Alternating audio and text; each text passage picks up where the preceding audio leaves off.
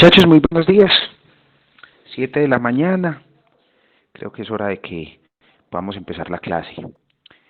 ¿Alguien me confirma, por favor, si se escucha bien el audio? Sí, Sí, doctor. doctor, se escucha bien.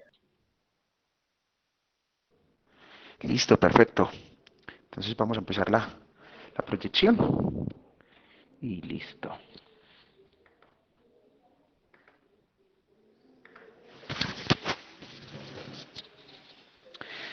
Bueno, ahí ya están viendo la pantalla. Me imagino que sí. Sí, doctor.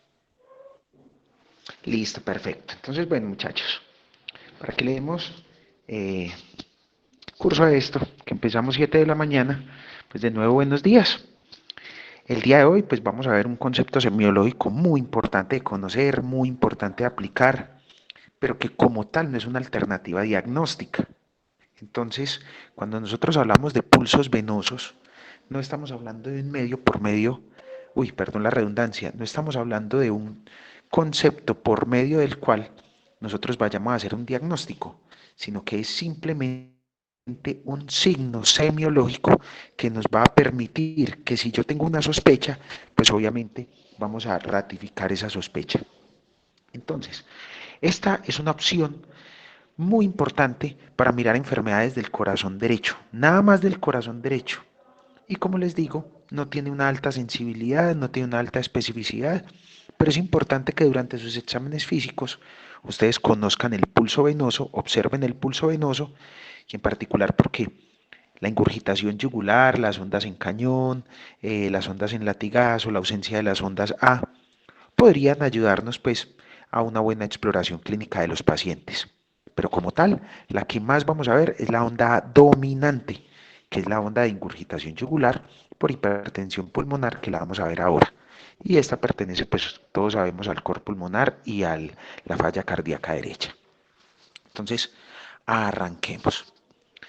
Entonces, el pulso venoso es un conjunto de movimientos que son visibles en el cuello, mas no son palpables, ya que son ondas de volumen que se dan por el paso de la sangre por las venas cercanas a la aurícula derecha, o sea, las venas que desembocan en ella en forma indirecta por medio de la vena cava superior y pues responden a los cambios de presión en esa aurícula.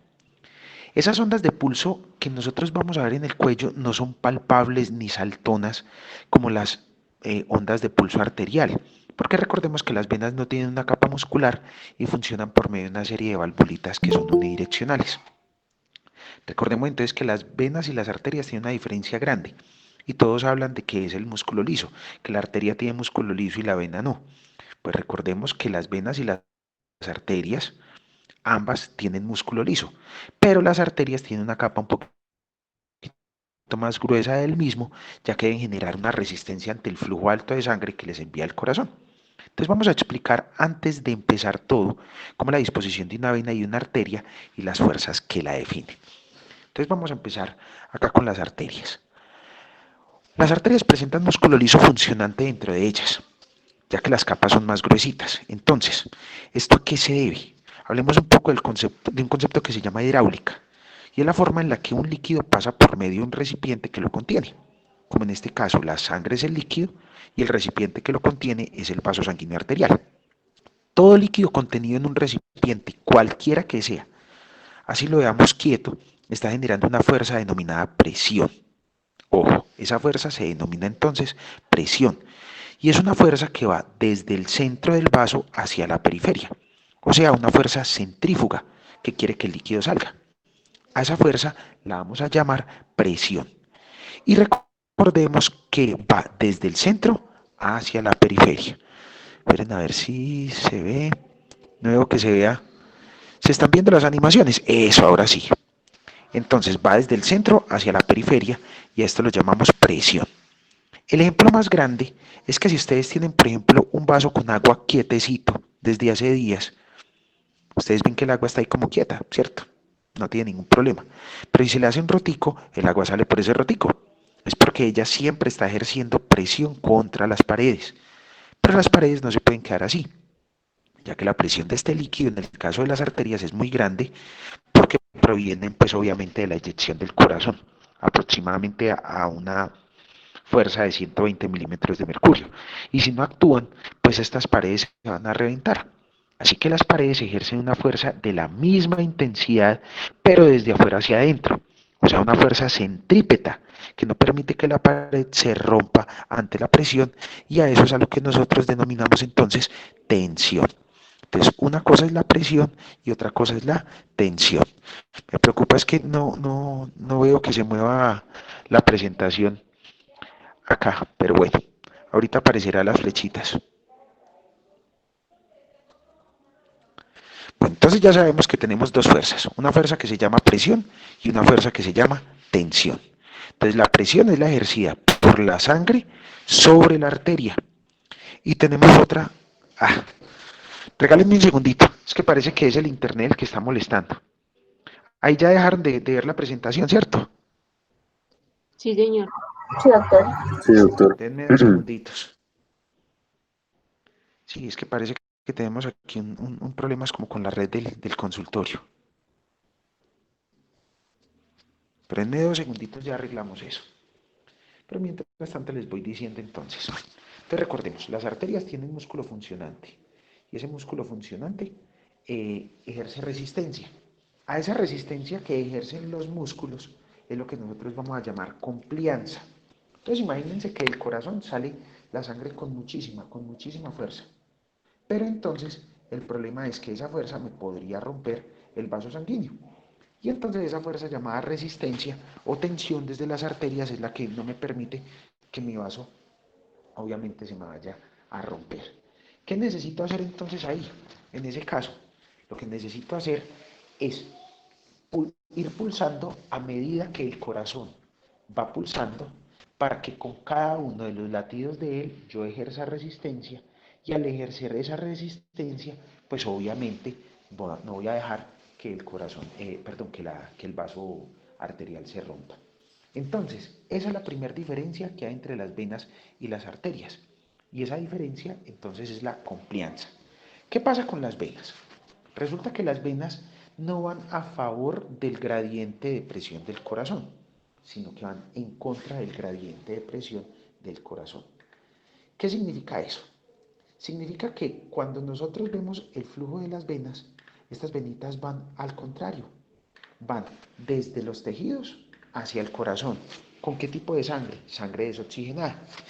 Entonces ella va ascendiendo desde los miembros inferiores, va desde los miembros superiores, de la cara y del cuello, y tienen que llegar al corazón derecho. Pero como no tienen un músculo que como tal sea funcionante, entonces ellas lo que tienen que hacer es tener un conjunto de válvulas e irse ayudando por algunas estructuras como son las estructuras musculares. Por ejemplo, en los miembros inferiores, por la musculatura de esos miembros inferiores. Entonces, cuando ustedes caminan, primero la esponja plantar lo que hace es que se exprime y lleva la sangre venosa hacia arriba.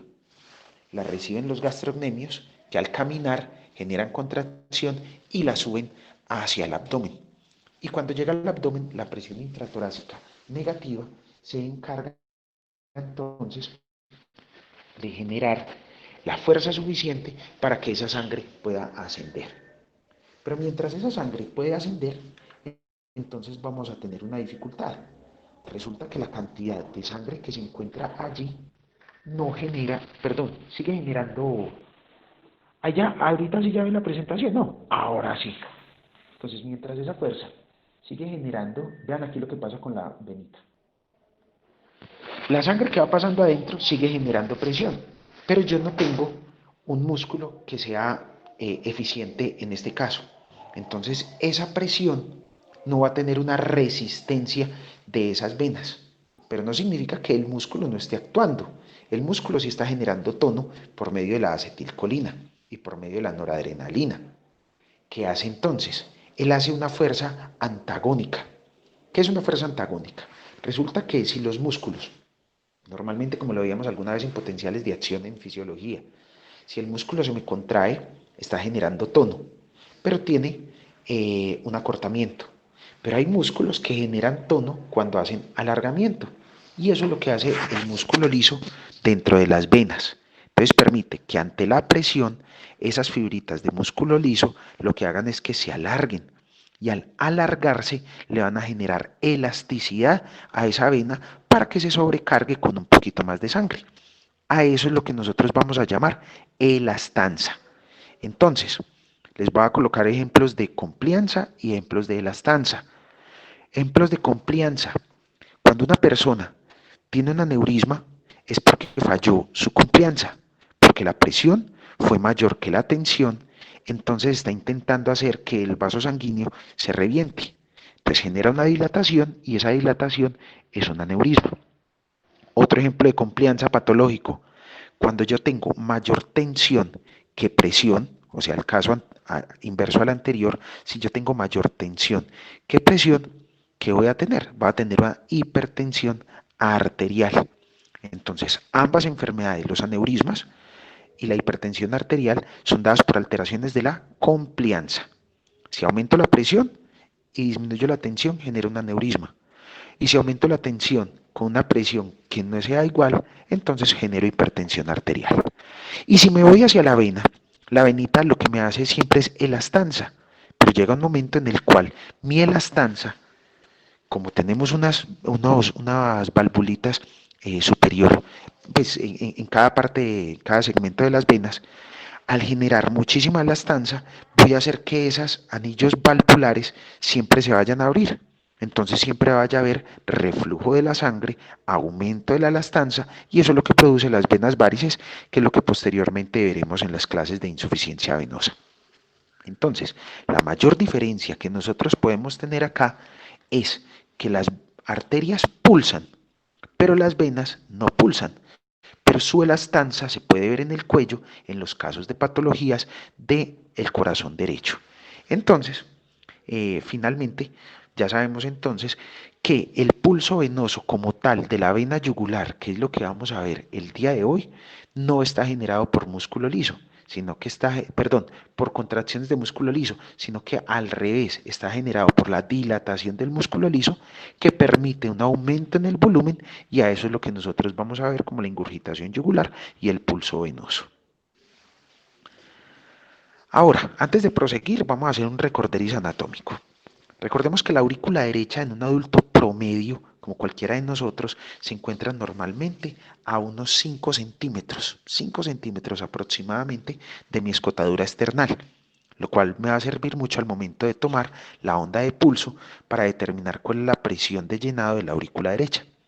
Y recordemos que las venas yugulares externas se forman a nivel parotidio y reciben sangre de cara y cuello, reciben sangre del cráneo, pues de sus regiones profundas, para desembocar posteriormente en la subclavia, que va hacia la vena cava superior y de allí va hacia el corazón en su aurícula derecha. Y por ello, la vena yugular externa es la más indicada para medir el pulso venoso. Primero porque es superficial y segundo porque muestra de forma indirecta la presión de la aurícula derecha.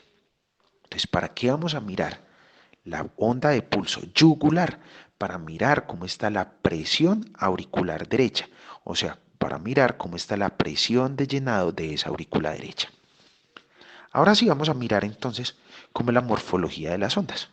Entonces, el patrón de las ondas de pulso yugular, que es el que vemos en pantalla, tiene unas deflexiones y tiene unos valles. Entonces, primero recordemos que gráficamente cuando una línea asciende desde su punto inicial es lo que nosotros llamamos onda, y cuando desciende de su punto inicial se le llama deflexión o valle. Entonces, en el estudio del pulso venoso, todos estos conceptos deben estar muy claros, ya que el pulso venoso, vean que tienen ondas y tienen deflexiones, y esto responde a la presión ejercida por esa sangre sobre las paredes de la vena yugular. En el gráfico, entonces, ¿cuántas ondas vemos? ¿Cuántos valles vemos? Y vean que la respuesta es sencilla.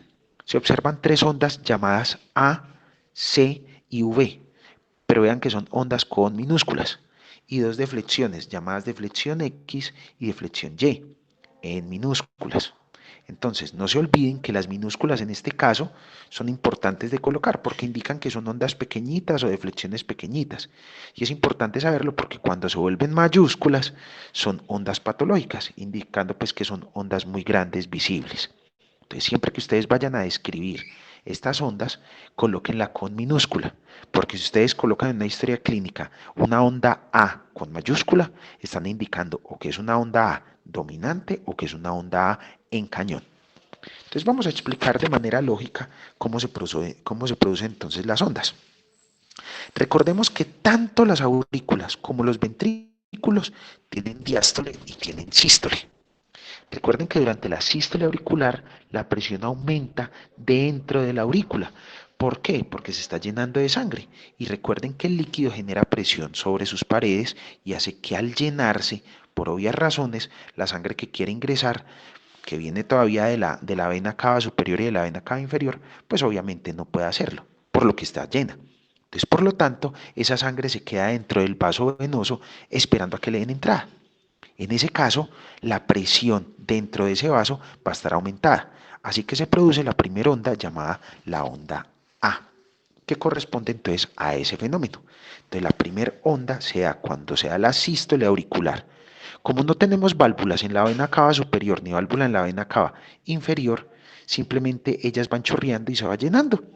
Y cuando mi aurícula está ya muy llena, pues obviamente la sangre que viene de cara y cuello, sí, de cara, cráneo y cuello, pues obviamente no va a poder entrar a la aurícula derecha y se va a quedar ahí estancadita en la yugular. Entonces, cuando ustedes ven que sea la sístole, que sea la fuerza para pasar de la aurícula al ventrículo, entonces van a ver cómo esa sangre, por obvias razones, se tiene que mover. Y al moverse genera esta onda de presión que se llama la onda A. Durante esa sístole auricular se abre la válvula tricúspide. Recordemos que el pulso venoso, como lo venimos diciendo, es una representación solamente de corazón derecho. Entonces, cuando se abre la tricúspide para que pase la sangre de la aurícula al ventrículo, vamos a observar que se da una segunda ondita. Y esa segunda ondita es lo que nosotros llamamos la onda C. Entonces, aquí tenemos otro fenómeno. Primer fenómeno, la sístole auricular.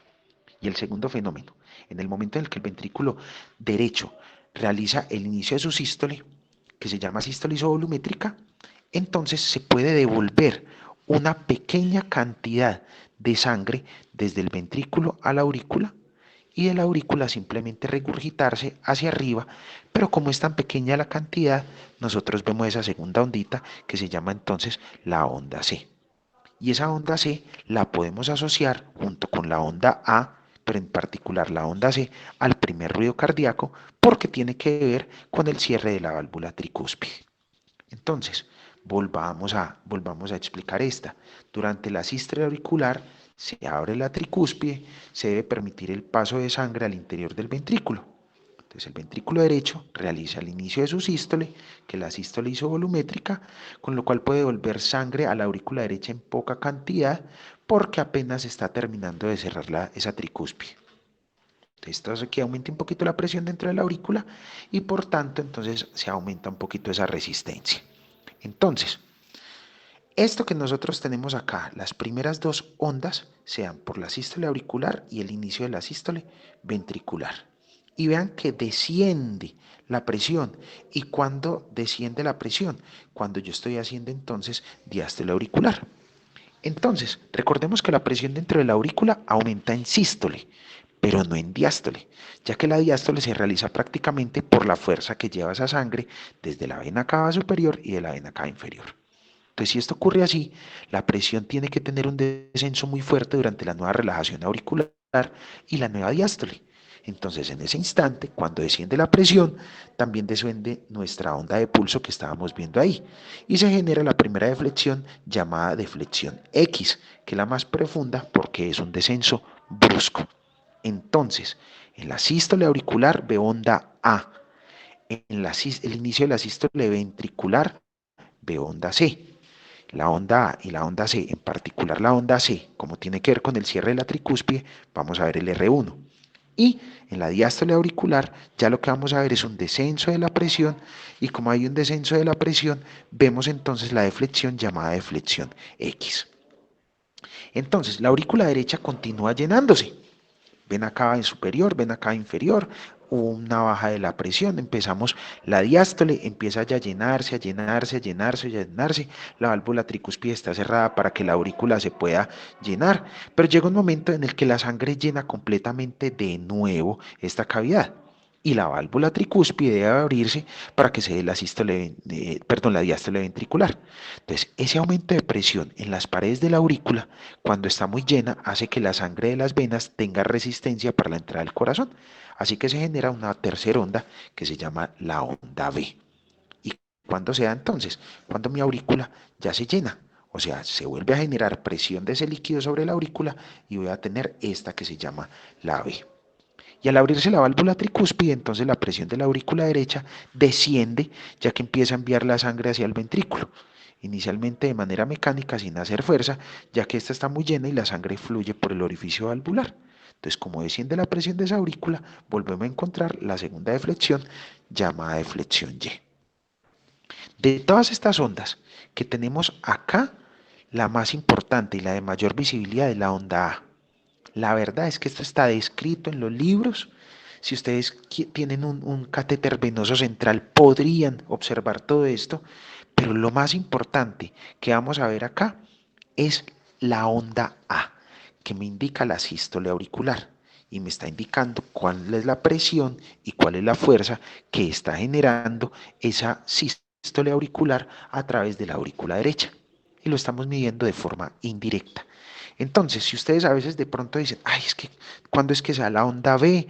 ¿O cuándo es que hay alteraciones de la deflexión X o de la deflexión Y? Carreta, no se ven, solamente se ven las ondas de pulso generadas por la onda A. Y siempre una onda A minúscula.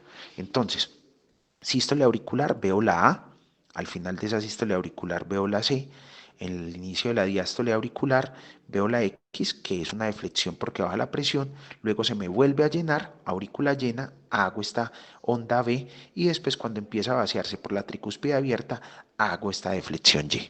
Pero nos vamos a centrar en la onda A, de aquí en adelante. Entonces, vamos a mirar cómo se relacionan estas ondas con algunas de las manifestaciones normalmente que tiene el corazón. Vamos a ver cómo se manifiestan entonces el pulso con los ruidos cardíacos, el pulso venoso con el electrocardiograma. A pesar de que nada más vamos a ver la onda A, pues obviamente nosotros debemos ver que académicamente pues estas deflexiones y estas ondas podrían tener alguna repercusión auditiva, pero la verdad solamente nos van a servir para que en el momento del examen físico, si nosotros vemos una onda en el cuello, sepamos si es una onda de verdad de pulso venoso o no es una onda de pulso venoso. Entonces empecemos con la onda A. Recordemos que la onda A se produce durante la sístole auricular, en donde la válvula tricúspide está abierta aún. Entonces la onda A precede al primer ruido cardíaco, pero no está en el primer ruido cardíaco. Sigamos con la onda C. Su aparición, la cual es difícil de ver en ocasiones, coincide en parte pues, con el cierre de la válvula tricúspide y por lo tanto podemos relacionarlo con el inicio del primer ruido cardíaco.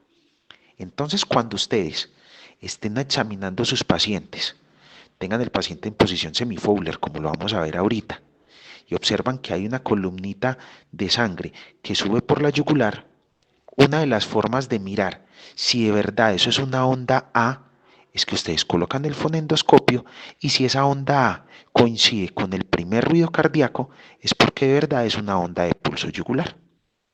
Pero si no me coincide, posiblemente lo que ustedes están viendo es en un paciente a veces delgado cómo se transmite el pulso de la carótida sobre ese pulso venoso.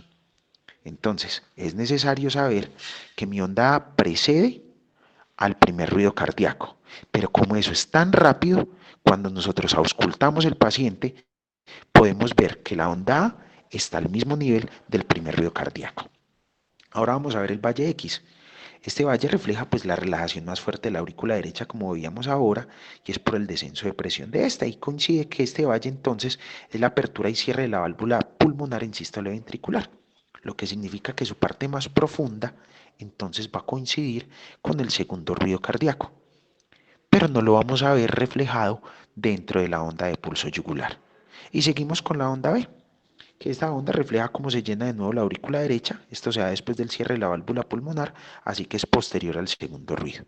Entonces es difícil ver la coincidencia descrita para las ondas y valles en los ruidos cardíacos, pero lo que sí nosotros podemos ver es cómo se relaciona esa onda A con el primer ruido cardíaco en el momento en el que yo estoy examinando a mi paciente para mirar si es posible o no es posible que estemos viendo una verdadera onda A.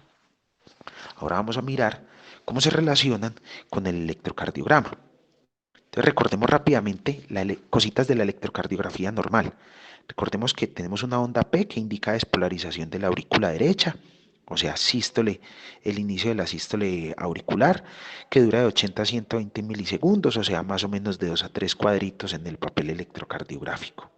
Que tenemos un intervalo PR desde el final de la onda P al inicio de la onda R, algunos dicen que al inicio de la onda Q, y esto es el paso del estímulo desde el nodo sinusal al nodo auriculoventricular, o sea, todo el tiempo de contracción de la aurícula. Y ese dura aproximadamente de 120 a 200 milisegundos, que son 3 a 5 cuadritos. Luego sigue el complejo QRS, que indica despolarización ventricular, o sea, el inicio de la sístole ventricular, y dura más o menos 120 milisegundos, que son 3 cuadritos. Dura lo mismo el QRS que la onda P, porque se supone que es la misma energía la que los hace despolarizar. Luego sigue el segmento ST, que como tal sería el tiempo de contracción de los ventrículos, que va desde el punto J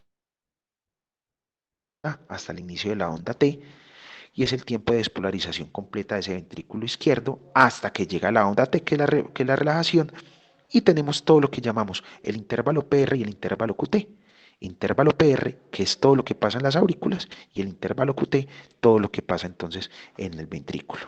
Entonces ya sabiendo y recordando estas partecitas, pues como de cómo es el electrocardiograma, vamos a relacionarlo con la onda de pulso. Entonces empecemos con la onda A.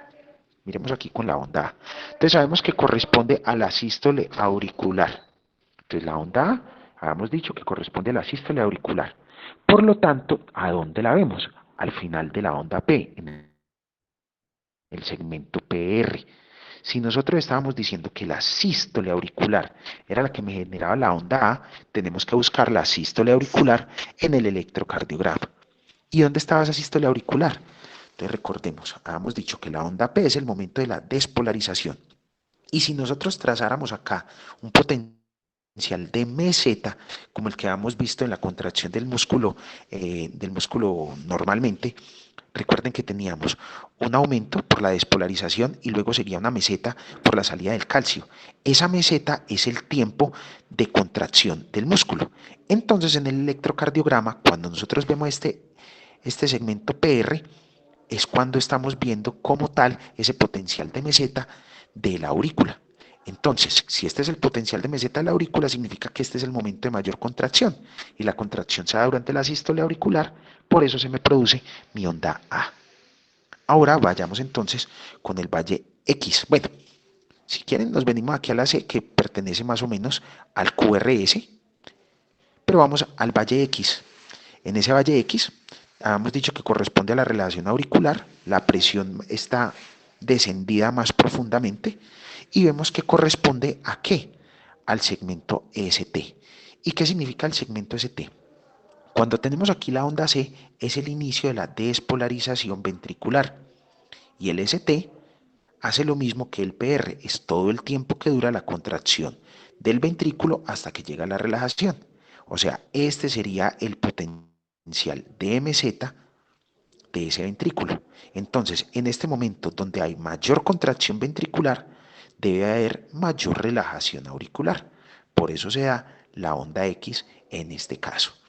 Y de allí ya seguimos con el último, que sería la onda B, que la onda B que me está indicando que terminó la relajación ventricular y entonces ya aumenta, aquí se supone que ya debe estar completa la diástole auricular. Y ya con el valle X, que es seguido del anterior, recordemos que la sangre sale de manera pasiva por la válvula tricúspide, entonces volvemos a llegar acá a esta deflexión.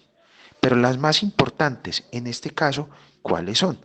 Miremos la onda A, que sea entonces en el segmento PR, y miremos la deflexión X, que sea en el segmento ST. De estas dos, ¿cuál es la más importante? La onda A, porque recuerden que hemos hablado que la onda de pulso me corresponde a las aurículas y en especial a la aurícula derecha. Entonces, esto es importante que lo conozcamos, pero es muy difícil que nosotros hagamos una pletismografía y una electrocardiografía a la vez. Pero como les digo, lo importante que es que ustedes sepan que la onda A es la más importante y que la onda A corresponde al segmento PR y lo podemos observar durante el primer ruido cardíaco. Si estoy auscultando a mi paciente y durante el primer ruido cardíaco, durante el loop, ustedes miran que hay una distensión de la vena yugular, lo más probable entonces es que esa sea una onda A que posiblemente sea patológica. Entonces aquí ya miramos estas. ¿Cómo vamos a examinar entonces el pulso venoso? Recordemos lo que habíamos dicho al inicio. Anatómicamente hay una referencia que es muy útil para esa medición.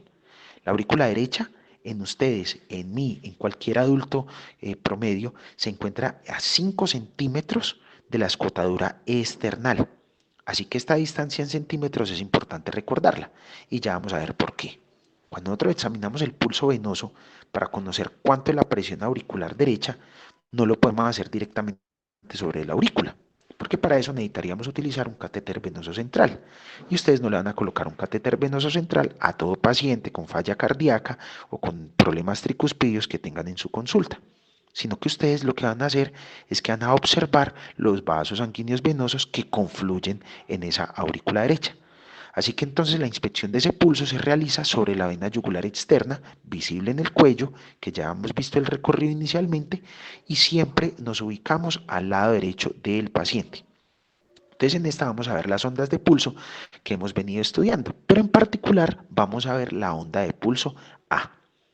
La presión venosa es una fiel representación de esa presión auricular y se mide en centímetros de agua.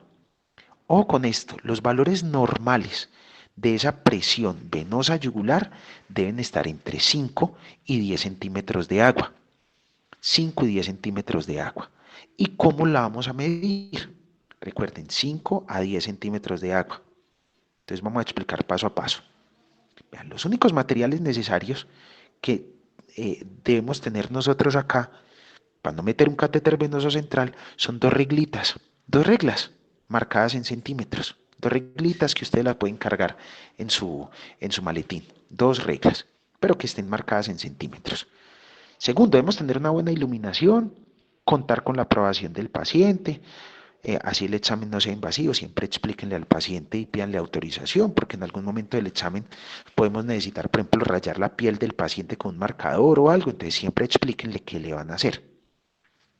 El paciente debe estar en decúbito dorsal y debe estar a una elevación de 45 grados, que es la posición semi-Fowler. Ojo, semi-Fowler. No como muchos de los compañeros dicen, semi-flower. No, semi-Fowler. Pero después se las montan en rotación. Y en esta posición, nosotros ¿para qué lo colocamos? Lo colocamos así para que podamos ver la fuerza de la aurícula, ya que en completa posición horizontal, durante el decúbito, la fuerza de gravedad actúa en contra de la observación. Si yo tengo a mi paciente completamente acostado, pues obviamente ese paciente, por pura ley de la gravedad, va a redistribuir su flujo y no voy a ver la onda de pulso venoso. Pero si yo lo levanto 45 grados, voy a ver cómo se expresa esa fuerza de la aurícula devolviendo la sangre y cómo esa fuerza de la sangre es capaz de ascender por la yugular. Entonces, como les dije, nos ubicamos al lado derecho del paciente. Allí es donde vamos a observar de mejor forma la yugular. Le pedimos al paciente que haga una rotación leve del cuello al lado izquierdo para que expongamos mejor el territorio. Y ojo a esto, vamos a tomar como punto de referencia este triángulo que está formado, ahí están viendo, sí, ya ahí apareció, que está formado por el borde posterior del músculo esternocleidomastoideo y la clavícula. Allí es donde vamos a ver la vena yugular externa derecha. Repito, vamos a tomar como punto de referencia el triángulo formado por el borde posterior del esternocleidomastoideo y la clavícula derecha. Y allí es donde vamos a ver la vena yugular. Mientras observamos Allí, si hay ondas o no hay ondas, podemos nosotros palpar el pulso radial para relacionarlo con lo observado. Y recordemos que la onda de pulso venoso es visible más no palpable. Y si ustedes están tomando el pulso radial y observan que al mismo momento de aparecer el pulso radial aparece la ondita, no es una onda de pulso venoso, es una onda de pulso arterial. Entonces pueden que estén observando el territorio de la carótida o puede ser que en un paciente muy delgado la venita yugular esté pegada de la carótida y al estar pegada la pulsación genera ese movimiento. Entonces, paso número 1 para identificarlo. Mi paciente en 45 grados para observar la fuerza de verdad de esa aurícula derecha. Paso número 2, le digo al paciente que gire la cabeza hacia la izquierda y con eso expongo muy bien el cuello. Paso número 3, busco el triángulo que se forma entre el borde posterior del esternocleidomastoideo y la clavícula, y allí debería aparecer la vena yugular externa derecha. Paso número 4, observo y reparo con el pulso radial. Y si mi pulso radial me está indicando que va al mismo tiempo de la pulsación que yo veo en ese trígono, lo que estoy viendo es la pulsación de la arteria carótida, más no estoy viendo la pulsación de la vena yugular. Pero si no coincide el pulso que tenemos allí con la ondita que nosotros estamos viendo o con la sangre que está ascendiendo por la yugular, estamos entonces completamente convencidos de que lo que estamos viendo es la onda de pulso venoso. También podemos ayudarnos con la respiración del paciente. En inspiración, la presión intratorácica es mayor, así que podemos ver mejor las ondas en ese momento, en inspiración. Entonces, pidiéndole al paciente que haga una inspiración profunda o una maniobra de Valsalva, pues que es una expiración forzada con glotis cerrada parecida a un pujo, nosotros podemos observar si la ondita sube o baja. Entonces, segunda maniobra para nosotros determinar si hay o no ese pulso venoso es generando una valsalva o haciendo una inspiración profunda. Entonces, si nosotros alcanzamos a observar que de verdad hay una columnita que sube y que baja por esa yugular, vamos a tomar un lapicito dermográfico, un Sharpie, y vamos a colocar un puntico hasta el sitio en donde ustedes vean que asciende esa sangre, que se ve la columnita de la presión en ese momento de la inspiración o en cualquier momento hasta donde sube entonces esa ondita de sangre y le van a colocar un puntico con el lápiz dermográfico. Y vean lo que van a hacer ustedes con las reglas. Van a colocar una primer regla aquí bien vertical sobre la escotadura external. Y después, como aquí ya marcaron ustedes el punto, van a colocar la segunda regla haciendo 90 grados con esta que me mida más o menos la altura o el sitio en donde está este punto. Entonces, ¿cómo van a medir esa presión de la aurícula derecha? La van a medir de la siguiente manera. Ustedes miran el número de centímetros que ascienden acá hasta el punto en el cual esta regla está tocando el punto de acá. Y a este número de centímetros le sumamos 5 centímetros que van desde el atrio hasta la escotadura external. Y se supone que no nos debe pasar de 10 centímetros. Y en un paciente normal debe estar en cero, o sea, no deberíamos estar viendo esa onda de pulso venoso. Entonces, repito, número 1, tengo mi posición a 45 grados, posición semi-Fowler, no semi-Flower, semi-Fowler. Número 2, me hago al lado derecho del paciente. Número 3, le pido que voltee la cara hacia la izquierda. Con eso hago que mi cuello sea un poco más visible y mejor si tengo buena iluminación. Si le pueden colocar una lamparita, mucho mejor. Ahora, buscamos este triangulito de acá, formado por quién? Por el músculo esternocleidomastoideo y la clavícula. Y allí es donde deberíamos estar observando entonces la vena yugular. Luego me voy entonces a mirar el pulso radial. Miro si el pulso radial coincide con lo que yo estoy observando acá en caso de observarlo. Si veo que no, es onda de pulso venoso. Si yo quiero, si yo no estoy observando nada y quiero de pronto observar algo, pensando que mi paciente tenga de verdad una onda de pulso venoso que sea visible, yo le digo que haga una inspiración profunda o una maniobra de Valsalva y en ese caso por aquí debería ascender una columnita de ese pulso venoso. Y cuando nosotros vemos ese pulso venoso, digamos que asciende por acá, digamos que asciende por aquí, y que llegó esa onda de pulso venoso hasta acá. Marcamos con un marcadorcito, con un Sharpie. ¿Y qué hacemos? Colocamos una regla a 90 grados acá sobre la escotadura external, luego colocamos otra regla que me da 90 grados sobre esta primera y la ubico perpendicular al sitio donde está este punto.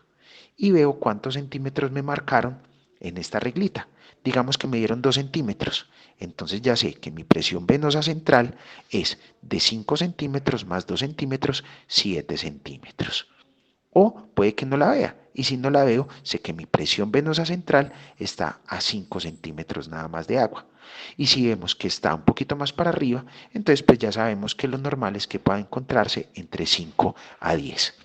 Entonces, ¿para qué me sirve el pulso venoso? No solamente para observar patologías del corazón derecho, sino que también me van a servir para mirar cómo está la presión venosa central de manera indirecta. Y es muy fácil de realizar. Lo pueden hacer ustedes y lo único que tienen que hacer es una inversioncita chévere de 2 reglitas que les valdrán por ahí 2.000 o 3.000 pesos. ¿Qué pasa en un paciente? Devolvámonos un momentico. Esta maniobra en quién es muy importante. Es muy importante en paciente que tiene falla cardíaca derecha. Recuerden que la falla cardíaca derecha viene con dos cosas bien diferenciales de la falla cardíaca izquierda. Viene con edema de los miembros inferiores y viene con ingurgitación yugular. ¿Por qué se da edema de los miembros inferiores en la falla cardíaca derecha? Porque mi corazón derecho no tiene la fuerza suficiente para poder actuar. Entonces, ¿qué pasa? Se me tiene que devolver sangre de esa diástole auricular en el momento de la sístole auricular para las arterias, perdón, para las venas que la están nutriendo. Entonces se me devuelve sangre por la cava inferior. Y al devolverse sangre por la cava inferior va a congestionar todo el sistema de la cava inferior hasta los miembros inferiores. Entonces el paciente en algún momento va a tener edema de los miembros inferiores. Falla cardíaca derecha cursa con edema de los miembros inferiores, mientras que la falla cardíaca izquierda no lo hace. Y si nos vamos ya no para abajo, sino para arriba, para el cuello, siempre la falla cardíaca derecha nos han enseñado que tiene ingurgitación yugular.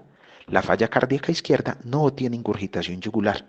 Entonces, esta onda de pulso venoso es bien importante en esos pacientes que tienen, número 1, falla cardíaca derecha. Y número 2, en pacientes que tengan algún proceso hepático que me esté generando también disminución en el flujo hacia la aurícula derecha.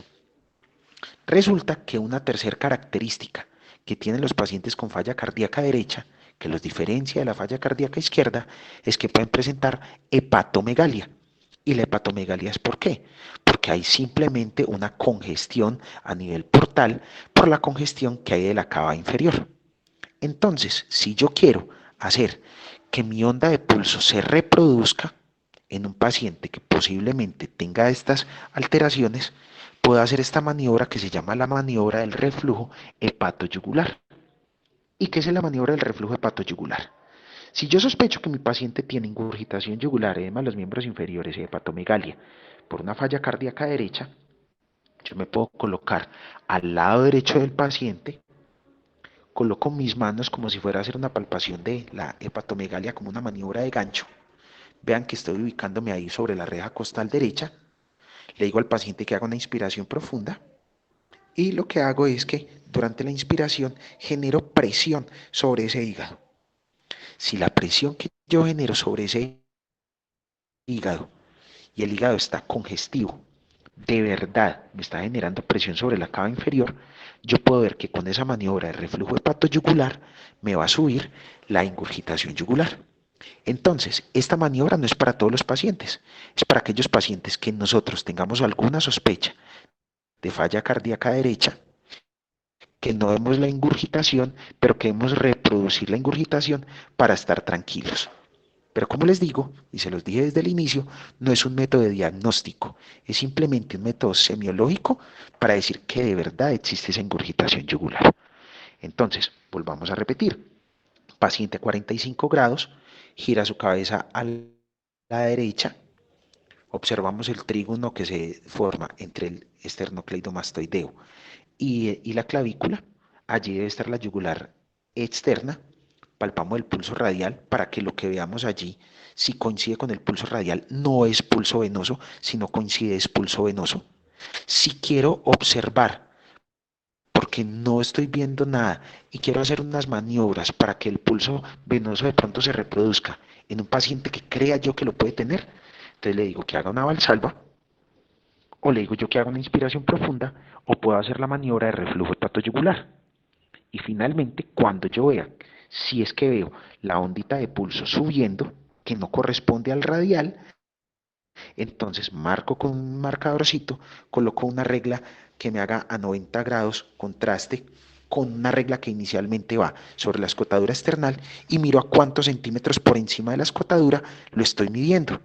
Y luego le sumo a esa cantidad de centímetros los 5 centímetros que hay entre el atrio derecho y la escotadura external y puedo medir entonces allí mi presión venosa central, que debe ser entre 5 a 10 centímetros de agua. Entonces, ahora sí, vamos a lo que necesitamos. Vamos a hablar cuál es el pulso venoso anormal. Ya vimos toda la característica fisiológica, ya sabemos cómo lo vamos a examinar. Ahora vamos a mirar cuáles son las ondas de pulso anormal. Entonces tenemos varias ondas, tenemos como tal 6 ondas: dominante, latigazo, cañón, paradójica, aleteante y onda desaparecida. La verdad, las que más vamos a mirar son la onda dominante, en latigazo y en cañón. La paradójica y aleteante es muy difícil de que se puedan ver, pero de todas formas vamos a describirlas hoy. Entonces, la mayoría de los cambios, recuerden, siempre se dan en la onda A, porque es la onda más potente, porque es la onda de la sístole auricular, porque es la que más se nos representa en ese sistema venoso yugular. Entonces, si no ven la onda C, si no ven la onda B y las deflexiones X y Y, no se preocupen. Desde que ustedes vean la onda A, es lo que necesitamos ver. Incluso, ninguno de los docentes ha visto alguna vez una onda C. Entonces, que no les echen carreta. Lo que observamos es la onda A. Entonces pongámosle lógica. Vamos a mirar estas ondas normales. Entonces pongámosle lógica. Si la onda A se da en sístole auricular y hay resistencia al paso, entonces nosotros vemos que se regurgita la sangre porque no puede pasar. Solamente hay una valvulopatía que puede hacer que esto no se dé. O sea, que en el momento de la sístole auricular, como hay una resistencia para el paso de la sangre de la aurícula al ventrículo, solamente hay una patología que no me permite que pase del aurícula al ventrículo. ¿Y cuál es? La estenosis tricuspidia. Los que ya vieron rotación conmigo van a recordar que la estenosis es un problema de la válvula no para cerrarse, sino para abrirse. ¿Y se va a abrir en qué momento? En la sístole auricular. Entonces, si yo hago sístole auricular, aumento la presión, pero no soy capaz de abrir mi válvula tricúspide porque está estenótica, la sangre ¿para dónde se me tiene que devolver? Se me tiene que devolver para el cuello, se me tiene que devolver por el territorio de la yugular. Y a esto lo vamos a llamar onda dominante. Y esa onda dominante tiene la siguiente característica. Va desde la aurícula derecha hasta el tercio medio del cuello.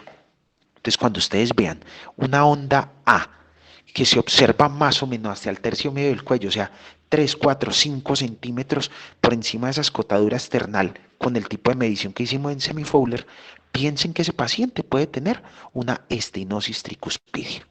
Entonces repetimos, porque sea la onda A dominante, sea porque en la sístole auricular, mi sístole auricular tiene que vencer la resistencia para abrir la válvula tricúspide y poder pasar al ventrículo derecho.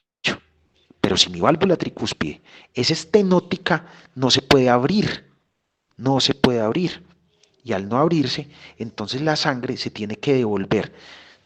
Como estoy generando contracción, si no puede pasar al ventrículo, se me devuelve para la yugular y me hace una onda grandotota a nivel yugular que va hasta el tercio medio. Eso es lo que llamamos onda dominante. La segunda patología que me genera onda dominante es la falla cardíaca derecha. ¿Por qué la falla cardíaca derecha? Porque resulta que yo tengo una dificultad para esa sístole auricular. ¿Por qué tengo esa dificultad? Porque resulta que estoy encontrando resistencia a la entrada al ventrículo. Entonces genero la fuerza y se me devuelve.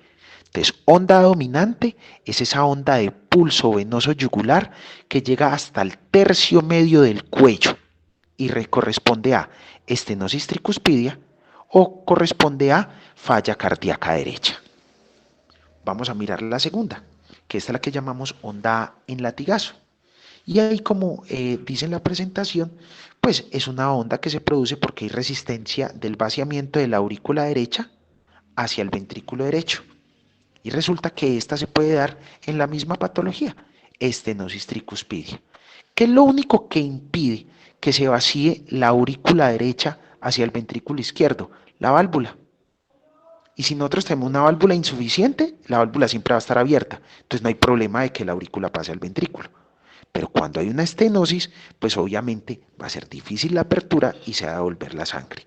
Entonces esta segunda onda, que se llama onda A en latigazo, se da por esa patología. ¿Y cuál es la morfología?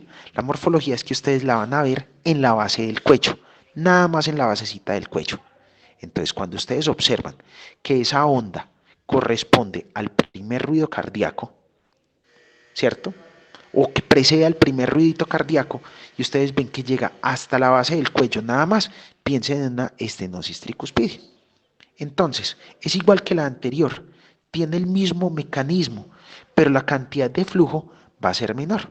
Entonces, ¿cuál de las dos enfermedades que vimos en la anterior tiene flujo menor? Pues la estenosis tricuspidia, porque solamente se devuelve la sangre que no pudo entrar y se refleja en el cuello, mientras que si hay hipertensión, se está devolviendo sangre incluso desde el ventrículo.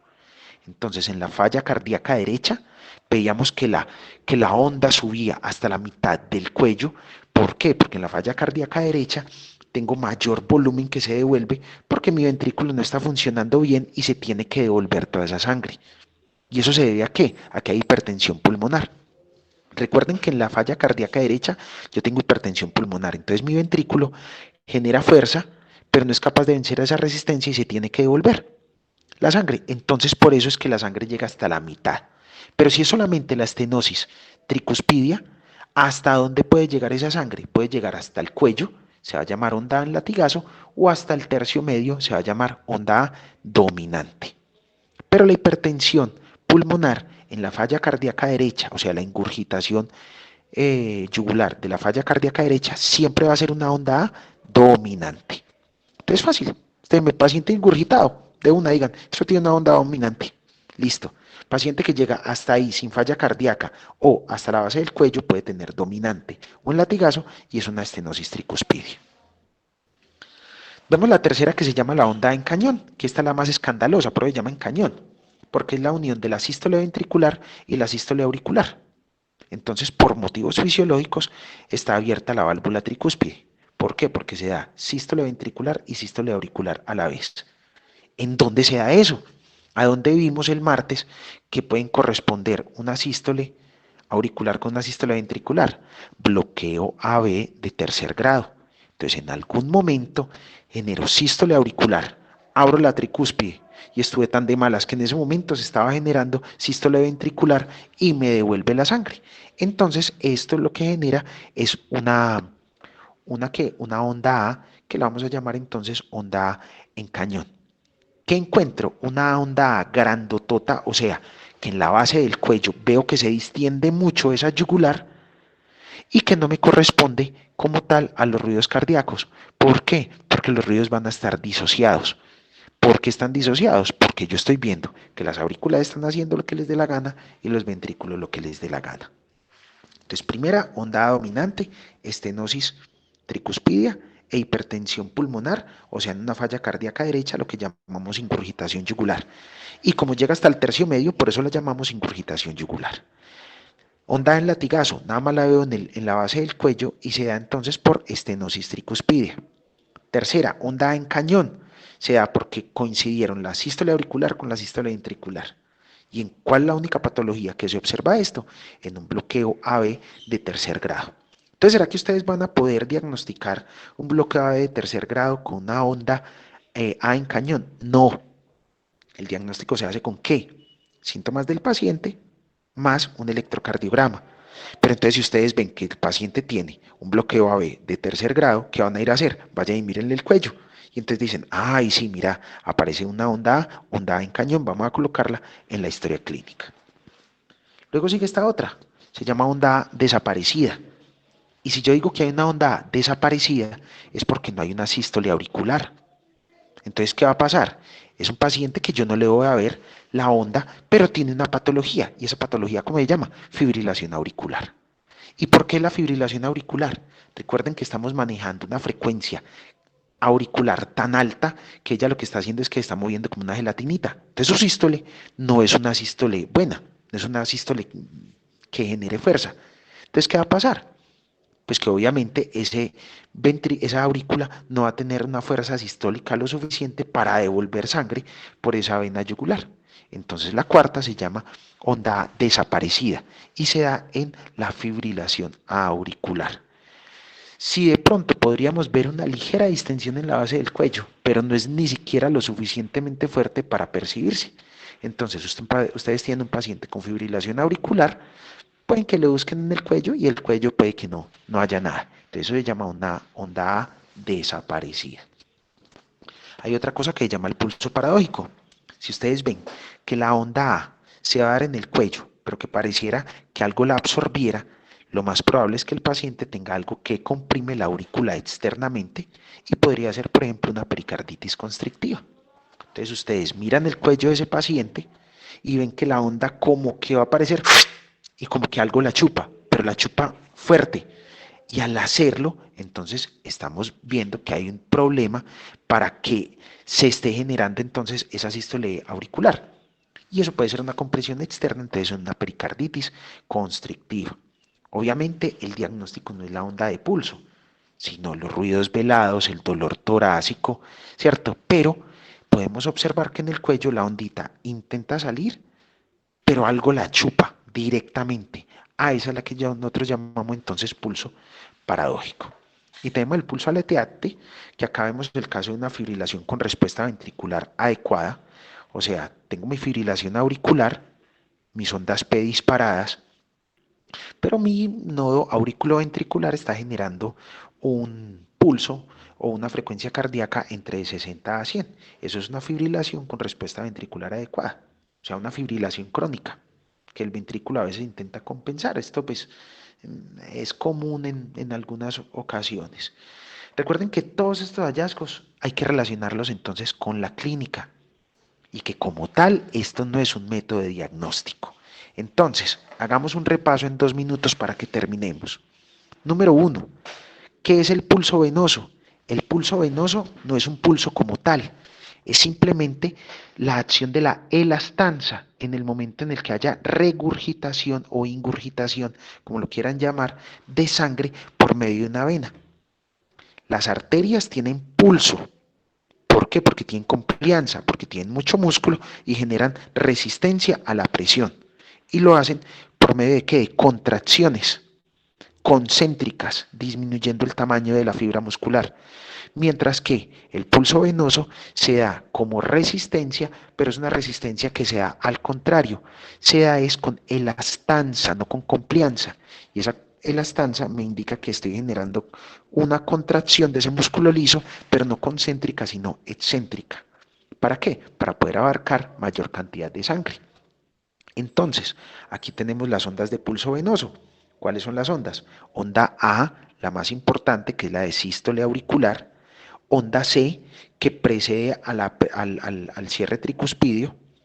Y onda B, que es la que tenemos al final cuando se vuelve a llenar la aurícula por la diástole auricular. Y tenemos dos deflexiones, deflexión X y deflexión Y. Deflexión X, cuando bajo toda la presión en la aurícula. ¿En qué momento? En el momento en el que terminó la sístole auricular y empieza otra vez a llenarse. Y la Y, que es cuando ya está lista para otra vez generar la fuerza de la sístole auricular. Importante, ¿qué debemos saber? La onda A, que la onda A entonces de la sístole auricular, entonces es una forma de medir la presión ejercida de esa aurícula derecha en el momento de la sístole. Y también me va a ayudar a mirar cuánto está mi presión venosa central de manera indirecta, sin necesidad de colocar un catéter venoso central o un catéter de Schwann-Ganz. De nuevo, importante, si yo lo quiero correlacionar con los ruidos cardíacos, entonces cuando yo estoy examinando a mi paciente, le puedo colocar el fonendoscopio en foco tricuspidio y al colocar en foco tricuspidio, recuerden que tricuspidio y mitral me van a dar mejor el primer ruido cardíaco que se llama loop. Va a sonar así, loop dup, loop dup, loop dup. Y si ese loop es fuerte y se asocia al pulso venoso, ya sabemos que lo que estamos observando en el cuello es una onda A. Si mi onda A no coincide con el primer ruido cardíaco, lo más probable es que tengamos una onda de pulso carotidio que me está alterando la visualización. Si nos vamos al electrocardiograma, mi onda A, que es la más importante, corresponde ¿a quién? Al periodo de latencia de esa sístole auricular. O sea, si yo lo reflejara como si fuera un potencial de acción en meseta, corresponde a la meseta, que eso sería el segmento PR. Entonces, yo debería estar viendo mi segmento PR junto con la onda A. Pero eso pues obviamente es muy difícil de realizar, pero ya sabemos que onda A corresponde al segmento PR. ¿Cómo es la forma entonces de examinar a este paciente? Paciente en decúbito, lo llevamos a posición semifowler 45 grados, que gire su cabeza hacia la izquierda, tenemos buena iluminación, marcamos entonces el triángulo que está entre el esternocleidomastoideo y la clavícula, allí observamos la yugular. Palpamos el pulso radial. Si nosotros vemos que los hallazgos que tenemos en el cuello corresponden al pulso radial, entonces no es pulso venoso. Si no corresponden, entonces podemos hacer maniobras que nos mejoren ese pulso venoso. ¿Cuáles son las maniobras? Inspiración profunda, porque en inspiración profunda lo que estamos haciendo es que generamos presión positiva intratorácica que no me permite que mi aurícula genere sístole y se me deba devolver entonces la sangre. Número uno. Número dos, maniobra de Valsalva. Con la maniobra de Valsalva aumento la presión intratorácica positiva y hago lo mismo. O número tres, maniobra de reflujo hepatoyugular en un paciente que yo sospeche que tenga ingurgitación yugular, hepatomegalia y edema de los miembros inferiores por una falla cardíaca derecha.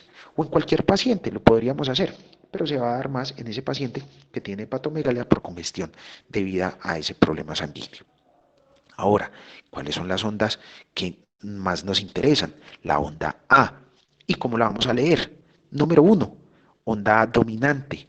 Onda dominante significa que llega hasta la mitad del cuello. ¿Qué patologías me lo dan? Hipertensión pulmonar en la falla cardíaca derecha.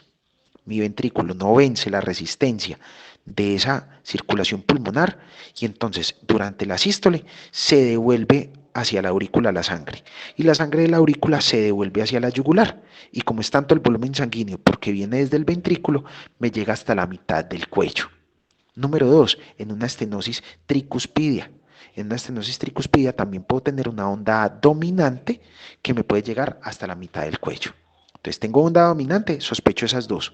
O más bien, tengo falla cardíaca derecha y estenosis tricuspidia, sospecho que haya una onda dominante.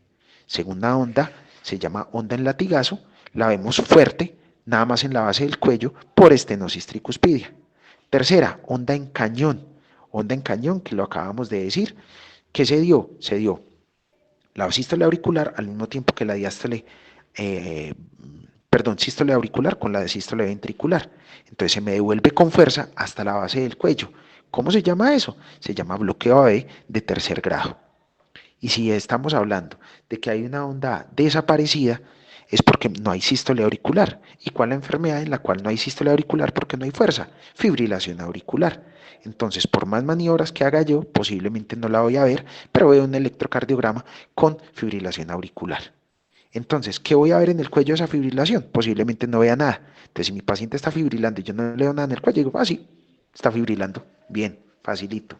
Ahora, está la otra onda que se llama el pulso paradójico, una onda que quería salir, pero algo la chupó y es porque hay una pericarditis constrictiva. Y por último, el pulso aleteante, que ya no sería una fibrilación descompensada, sino una fibrilación compensada en ese paciente en el que podemos ver unas onditas ahí chiquiticas como que aletean, o sea, van a ver el pulso como que como que estuviera fibrilando esa vena yugular y se dan una fibrilación auricular con respuesta ventricular adecuada. Entonces, muchachos, espero que haya quedado claro los conceptos que vimos hoy de pulso venoso. La medición indirecta entonces de la presión venosa central, que son de 5 a 10 centímetros de agua, que siempre recuerden que son 5 centímetros de la aurícula derecha hacia la escotadura external y de ahí para arriba le vamos a sumar el número de centímetros que haya de ese paciente a 45 grados y que lo medimos con una reglita a 90 grados sobre la regla que va vertical sobre la escotadura external. Y eso es todo. Pulso venoso no es difícil. Entonces el pulso venoso no es una herramienta diagnóstica, es una herramienta semiológica que podemos ver en enfermedades que sean del corazón derecho y en particular de la sístole auricular porque la representación de la onda A y que esa onda A se va a reflejar con el primer ruido cardíaco. Entonces muchachos, hasta ahí la presentación. No sé si tienen alguna duda.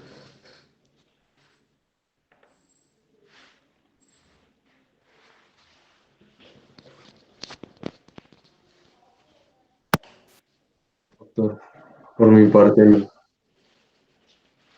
Sí, señor, cuénteme. Porque por mi parte no tenía duda.